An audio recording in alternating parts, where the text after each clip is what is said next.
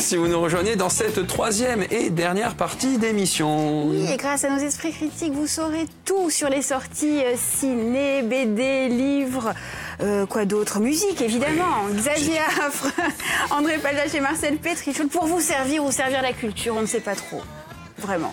Comment allez-vous, messieurs? Très bien. Très bien. C'est vrai? Bien. Vous êtes beau. Qu'est-ce que vous êtes beau.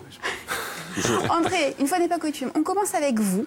Même si vous l'avez oublié. Même si on l'a oublié. C'est justement parce qu'on a oublié qu'on commence avec vous. C'est là où je vais en rajouter un tout petit peu, donc, parce que c'est pas prévu. Exactement, faites-vous plaisir. Le papa du surf rock est mort. Dick Dale, celui qui a fortement influencé les Beach Boys, les Shadows, et aussi un peu le monde du hard rock dans les premières sonorités, puisqu'il avait travaillé avec les guitares Fender pour sortir un son très costaud. Voilà, donc il est décédé hier. Et la plupart des gens qui connaissaient pas ça, vous écoutez le thème de Pulp Fiction, vous comprendrez que c'était lui. Voilà. Ok. Allez, on revient en Corse. Petru Guelfuc, ça y est, on fait dans le local. Ah oui, grand écart. On l'embrasse. Qui nous regarde tous les jours, on l'embrasse très fort. Donc son nouvel album est enfin disponible, parce que vous savez, dans mon métier, les sorties d'albums corse, on me l'annonce en mars, des fois c'est en août, des fois c'est à la Saint-Glinglin. On va écouter désirer le premier extrait.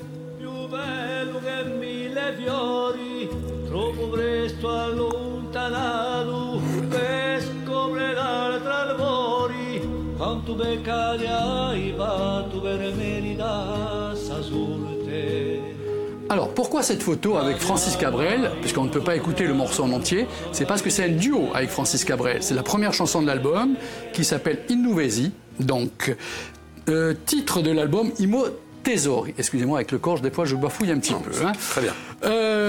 Donc aussi, sachez que demain à Corté, à Musica Vostra, il sera en dédicace. Ce que j'ai aimé dans cet album, c'est qu'il est rempli d'amour. Déjà, il faut le savoir, il y a beaucoup de remerciements par rapport à sa famille. Mais aussi, Petru a vu son âge et il sait qu'il ne peut plus monter à la voix comme il faisait avant. Il a eu cette intelligence de chanter pas plus juste, mais juste en tout cas, à travers cet album. Et ça, c'est un bon point. Certains essayeraient toujours de monter, c'est peut-être là que les couacs arriveraient. Un peu plus bas, vous voulez dire. Voilà, voilà. Il a une voix super. Parce qu'il a toujours chanté juste quand même. Oui, non, mais c'est pour ça que tu fais bien de me reprendre. Oui. Je voulais pas, justement, égratigner Petru, hein, que j'aime beaucoup en plus. C'est ce qui donne peut-être cette émotion, ce supplément d'âme. Oui, non, il est très fort pour ça. Très fort. Des rythmes plus latinos, plus exotiques. Beaucoup. Tu as aimé, hein, tu me l'as dit. Énormément. Mayra Andrade. On peut envoyer le morceau, on va bouger un petit peu. Oui. Ah oui. Tellement bien. C'est l'été. Presque. Tu nous vois bébé tous les deux. Laissez-moi rêver, Marcel. Là, on est dans une décapotable à Cuba. Oh là là, on serait tellement bien. Ouais, on vous emmène avec nous, ouais. Hein? Alors, Mayra Andrade, titre de l'album et du morceau Manga. Mayra Andrade revient avec un nouvel album, un mélange parfait et naturel entre afrobeat, musique urbaine et musique traditionnelle du Cap-Vert. Elle me fait beaucoup penser aussi à une chanteuse brésilienne, c'est Flavia Coelho, qui elle faisait aussi du reggae brésilien. Ça, c'est un gros conseil pour ce début d'année si on a envie d'avoir du soleil à la maison. Voilà, Mayra Andrade. Parfait, merci beaucoup André. Merci. Marcel, à nous. Alors vous avez sélectionné 2 ouvrages. Oui, 2 ouvrages. On va commencer avec Mamie Ludière, un polar. Alors il y avait le hashtag Balance ton porc. Avec Mamie Ludière, vous allez découvrir le hashtag Dézingue ton porc. Berthe Cavignon, elle a 102 ans, elle est arrêtée. Alors pourquoi elle est arrêtée? Tout simplement parce qu'elle a tiré sur son voisin. Elle a caché un jeune couple de meurtriers en cavale. Et surtout, quand les flics sont arrivés, elle les a arrosés à la carabine, carrément. Vous voulez prendre d'assaut sa petite chaumière auvergnate. Elle s'est défendue, la pauvre. Donc elle n'est pas désolée pour un sou, elle est mise en garde à vue, elle n'est pas désolée, elle a la verve fleurie, la carabine qui fume encore, donc elle va être interrogée par un commissaire qui s'appelle Ventura, qui va se faire un plaisir d'appeler Lino ou inspecteur Colombo à longueur de temps. C'est pas Ace Ventura? C'est pas du tout. Et là, ça va commencer une garde à vue complètement surréaliste. Elle va se mettre à avouer tranquillement meurtre sur meurtre, à commencer par le premier, celui d'un nazi qui voulait la violer. C'est pas laissé faire. Donc elle a fracassé, elle a enterré dans sa cave, et elle a gardé le ludière. On sait jamais, ça peut servir, a-t-elle dit.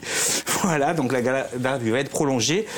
Et puis voilà, on va découvrir que Berthe, elle a connu plein de salauds, plein de maris, qu'elle les a pas tués de gaieté de cœur. Non. Et c'est juste défendu, la pauvre. C'était une époque où les femmes n'avaient pratiquement aucun droit. Le mari avait tous les droits, y compris de les frapper. Elle voulait simplement vivre sa vie de femme. C'est tout. Alors ce personnage, il est féministe, c'est une serial killer, il est truculent, vous n'allez pas l'oublier. Hein, on aime quoi, le politiquement incorrect? On est dans le politiquement incorrect, mais pas que ça. Alors on rit beaucoup, il y a un humour noir qui est très très ravageur, effectivement, mais c'est aussi une réflexion sur l'amour, sur le racisme, sur la place des femmes, sur ce qu'elles ont vécu. C'est un bouquin féministe écrit par un homme. Il y a plein de choses, il y a beaucoup d'émotions. Franchement, quand on va découvrir sa vie, c'est pas rose. On comprend... On est en empathie avec elle, on comprend pourquoi sa cave elle est pleine, quoi. D'accord. C'est gardement juste. Non, franchement, c'est excellent, vous n'allez pas l'oublier, c'est un vrai page-turner. On lit ça à vitesse grand V et on est presque déçu que ce soit déjà fini. Allez, Benoît Philippon aux éditions, je ne sais plus. C'est Les Arènes. Les Arènes. C'est un Tati Daniel un peu trash. C'est ça. C'est Serial Moser, pour ceux qui Ah connaissent. oui, aussi, ouais, c'est vrai. Allez, deuxième Exact. choix, l'abolition. Alors là, bon, c'est Le autre combat chose, de Robert l'abolition, Badinter. le combat de Robert Badinter, c'est l'édition Glénat. C'est une BD qui commence en novembre 72. Hein. Il y a un détenu qui va être guillotiné. Robert Badinter était son avocat, il ne veut pas assister à l'exécution. En fait, cet homme a participé à une mutinerie. Il y a eu des meurtres, 2 meurtres lors de cette mutinerie. Il y a eu un procès, lui et son compagnon. Lui n'a pas tué, son compagnon a tué, il a avoué avoir tué 2 personnes. Mais il va quand même être condamné à mort comme l'autre parce que l'opinion publique voulait à tout prix une condamnation à mort. Ça a fortement marqué Badinter. Et quelques années, il va être encore sur la sellette, Robert Badinter, puisqu'il va devoir défendre Patrick Henry, rappelez-vous, le petit Philippe Bertrand et la fameuse phrase de Gicquel, « La France a peur ». Oui. Et là, il va décider, il ne va pas faire une plaidoirie pour Patrick Henry, mais il va faire une plaidoirie contre la peine de mort. C'est ça qui a marqué l'histoire. Et c'est la première fois qu'un homme va être condamné à perpétuité. Il ne sera pas condamné. Alors c'est une BD, franchement, elle est plus qu'intéressante. Elle est instructive. Elle explique vraiment le parcours de Robert Badinter, hein, qui était un avocat qui a défendu les causes les plus difficiles, mais d'un point de vue purement éthique, même quand c'était des choses horribles à défendre. Alors il y a un petit retour aussi sur le passé de Badinter. Je sais que Xavier a lu la BD, où on comprend... Alors c'est pas loin du tout, mais on comprend la démarche et ce qui a construit l'homme, notamment un épisode avec Klaus Barbie, qui apparaît à la fin de la BD. Et ça nous montre surtout le courage politique de Badinter et de Mitterrand. Rappelez-vous, Mitterrand qui, entre les 2 tours, dit « Moi, si je suis élu, j'abolirai la peine de mort ». Alors que l'opinion française est favorable à la peine de mort. Le courage de Badinter, gardez ça, quelques mois après, il est devant l'Assemblée nationale, le discours est retranscrit dans la BD, il y a ce fameux discours contre la peine de mort. Donc franchement, c'est une BD qui est...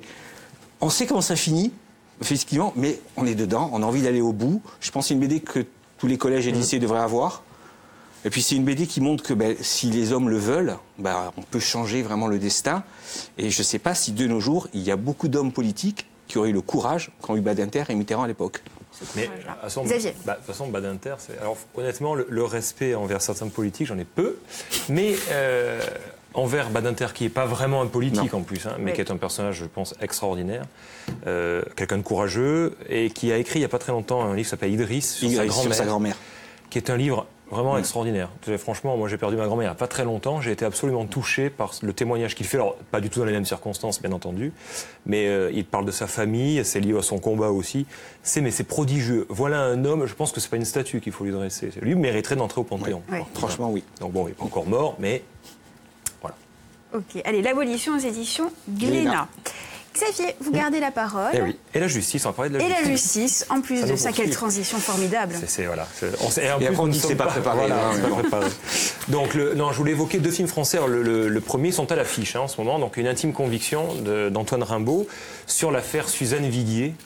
Je pense qu'on se rappelle un peu tous, vous savez, ce professeur de droit à Toulouse qui est accusé d'avoir tué sa femme. Le corps a disparu. D'ailleurs, en 2000, on n'a jamais retrouvé. Officiellement, je sais qu'elle est toujours... inscrite dans le fichier des personnes disparues. Le mari a été acquitté 2 fois. Et là, le premier film d'Antoine Rimbaud s'intéresse pas au premier procès en cour d'assises, mais à la cour d'assises d'Appel, dans le Tarn. Et c'est ça qu'on voit avec, évidemment, Olivier Gourmet dans le rôle d'Éric Dupond-Moretti, donc le grand avocat s'il en est. Excellente Marie. On a quelques images, la bande-annonce. Oui, bien sûr. Allez, on regarde. Maître Dupond-Moretti, c'est moi qui vous ai contacté à propos de l'affaire Viguier. Je viens vous proposer de reprendre l'affaire. Si je prends une affaire, je commence par lire le dossier. Je vous parle d'une erreur judiciaire, là. Monsieur Viguier, vous avez mis 3 jours à déclarer la disparition de votre femme. En vrai, ils savent même pas si elle est morte, hein. Si ça se trouve, elle est partie. Il n'y a pas de cadavre, il n'y a pas de mobile. Et vous êtes qui, alors? Je suis une amie de la famille. dit qu'ils n'ont aucune preuve, mais toi non plus, tu peux pas être sûr. Pourquoi s'est-il débarrassé du matelas sur lequel dormait son épouse? 250 heures d'écoute téléphonique. À vrai dire, je suis emmerdé, j'ai personne qui connaisse l'affaire comme vous. Ils ont retrouvé le sac à main dans la maison, avec les clés de la maison dans le sac à main. On est à peu près sûr qu'il y a préméditation. Suzy voulait divorcer. Jacques ne l'a pas supporté. On s'appuie sur des témoignages. Et tout amène à Monsieur Viguier, à la piste conjugale. Alors, ce qui est vraiment fort dans le film, déjà, c'est un premier long métrage. Je trouve que c'est quand même vraiment maîtrisé. Pour avoir rencontré il n'y a pas très longtemps le réalisateur et discuté avec lui, c'est vrai que c'est quelqu'un qui s'est passionné, comme n'importe quel citoyen, passionné par la justice. Il a vu des procès, il a vu ce procès. Et ce qui est intéressant, c'est qu'il n'a pas changé les noms. Tout ce qu'on entend dans les scènes de tribunal sont vraiment les comptes rendus de l'audience. Les écoutes téléphoniques avec l'amant du Randé, c'est vraiment les écoutes téléphoniques. Il n'y a qu'un personnage qui est inventé, c'est le personnage joué par Marina Foïs, Nora, mais qui est un peu un mix de plein de choses. Il faut qu'elle fasse le lien. C'est un peu de l'étudiante qui a rencontré Jacques Viguier, qui est tombé amoureux de Jacques Viguier, qui était avec lui. C'est aussi le réalisateur, parce que je ne savais pas, c'est Antoine Rimbaud qui s'était rapproché de la famille lors du premier procès et qui est allé voir le maître, avocat Éric Dupond-Moretti, pour lui proposer de travailler sur l'affaire. Donc il disait, j'ai choisi ce personnage parce que déjà ça apporte du rythme au film, c'est le côté un peu fictionnel. Mais moi, ce qui m'a saisi, c'est vraiment le détail. C'est-à-dire que c'est même intéressant pour les scolaires, 4e par exemple, je pense à ces classes-là. On voit vraiment comment fonctionne un tribunal en cour d'assises. C'est pointu, c'est documenté, on voit que vraiment il y a eu un travail énorme. On voit cette tension dans l'audience. Et ça, c'est vraiment fort. Et puis les acteurs sont tous très bons. Olivier Gourmet, Marina Foïs et Laurent Lucas, qui en quelques scènes arrivent à jouer un Jacques Viguier conforme à ce qu'on en avait dit. Il y avait eu une espèce de bashing contre lui. Il était coupable avant d'être jugé. Et on rappelle 2 acquittements quand même. Ce qui veut dire que officiellement il n'est pas coupable, mais que c'est quand même une affaire encore non élucidée, parce qu'on ne sait pas. Toujours Suzanne Viguier. Xavier, rapidement, Grâce à Dieu, de François Ozon. Rapidement, parce que ça dérange. Alors, non, parce que vous avez pris beaucoup de temps pour une intime conviction. C'est pas grave. Alors, c'était mon intime conviction. Monsieur le censeur. Non, Grâce à Dieu, le film de François Ozon, comment ne pas en parler, Vous savez, sur la pédophilie dans l'Église, on est en plein dedans, là, dans l'actualité. Donc le film est sorti même en plus à point nommé, si je puis dire, avec des acteurs, là aussi, assez fabuleux. Melville Poupeau, Denis Ménochet, Swan Arlo, qui sont exceptionnels. Et c'est l'histoire de leur combat. C'est 3 adultes qui se rappellent de ce qu'ils ont vécu de la part d'un prêtre et qui décident de prendre la parole et de ne pas laisser ça dans l'ombre. Donc ça ressort avec toute la souffrance qui va avec, bien entendu. Et moi qui ne suis pas toujours fan de François Ozon, des fois c'est un peu inégal pour moi, là je trouve que c'est un film évidemment classique, mais c'est un grand film, parce qu'en plus d'être un film sur la société, qui questionne l'Église, c'est pas un film anti-religieux, je le dis, parce que franchement pas du tout, voilà. C'est un film aussi politique, qui parle de la parole libérée. Et oui, il y a eu MeToo, il y a eu plein de choses. Ça va avec, et je trouve que voilà, c'est un film qu'il faut absolument aller voir et qui est important. Et qui fera date. Un peu comme avait fait date, vous savez, le film sur les Boston. Spotlight. En son temps, et voilà, donc c'est important. Très bien, c'est noté. André, on revient avec vous, encore un petit peu de musique, si vous le voulez bien. Avec grand plaisir. James Morrison, titre de son album You're Stronger That You Know, titre du morceau qu'on va entendre, My Love Goes On, en duo avec Joss Stone. Le British Soulman est de retour, et quel retour! Alors, comment dire, cet album is just perfect. Très bien. Et je me force pas, je l'ai vraiment écouté. Bel anglais. J'ai pris des cours pour venir ici. Ah, j'adore. Voilà. Si on aime ce son, c'est frais, c'est bien. On va être servi. C'est pop, mais c'est bon, je trouve. Très très bon. C'est franchement très bon. Lui, au niveau de sa voix, c'est bien posé, des rythmiques. Pop, mais c'est bon. Oui, ça veut tout dire. C'est un argument. Mais moi, je peux pas. Argument dialogue, c'est pop, mais c'est bon. J'avoue que j'ai 2 compères. Alors eux, ils arrivent à expliquer ça avec des termes. Moi, c'est pas la même chose. C'est pas possible. Allez. Mais le cas du Florian, c'est pop. C'est populaire, bon. Pop, c'est populaire. Et pas de blues cette semaine, André. Un petit peu de blues. Non, j'ai voulu un petit peu changer. C'est plus de la soul blues, avec un peu de jazz et de gospel. Sugar Ray Rayford, titre du morceau Is It Just Me? Donc, il faut savoir que cette personne, en 2018, a été nommée 4 fois dans 4 catégories différentes pour les Grammy Awards Blues. C'est du très très fort. C'est génial. Bon, il accompagne Walter Trout, Joe Bonamassa, il est demandé de partout. Super. Marcel, parler sur la musique, c'est pas grave. Petit coup de cœur. L'indispensable. En 15 secondes. La BD Tech idéale, 90 BD qu'il faut absolument avoir dans sa BD Tech. Tout est expliqué, décrypté, pourquoi il faut les avoir. C'est remis dans le contexte de l'époque. Il n'y a aucune faute de goût. Toutes les BD sont excellentissimes. C'est tous les genres comics, manga, lignes claires. Voilà, c'est mieux que le spécial un rock sur la BD. Hein. Oui, non, le spécial un rock, évitez tout ce qui est un rock. BD qu'on voit jamais, qu'on connaît pas. Très bon. Voilà, c'est pour les connaisseurs, pour les amateurs et pour ceux qui ne connaissent pas en BD. Ça suffit. C'est absolument génial. Voilà, regardez les choses. C'est un très bon livre. Hein. Je trouve que c'est très bien. André, on finit avec vous. Mais c'est pas possible. Mais c'est oui, la scène BD. Exactement. Allez, on finit avec le vous. coup de cœur du magasin, mais aussi ça sera par rapport au Disquaire Day qui aura lieu le 13 avril. Alice Clark en déterre une pépite qui n'a à l'époque eu aucune reconnaissance du monde musical. Et là, parce qu'on a retrouvé des bandes, on le ressort en vinyle spécialement pour le Disquaire Day, qui ne concerne que les disquaires, je tiens à le préciser. Tirage limité, numéroté en vinyle. Rendez-vous le samedi 13 avril au magasin. C'est dit. Bon, allez, le rendez-vous est pris. Merci beaucoup, messieurs. Hein, comme chaque mardi, on s'est régalé. On espère que vous aussi, derrière votre écran. On vous embrasse. Bon après-midi sur Viasat. Et bien sûr, à demain. Bisous. Ciao.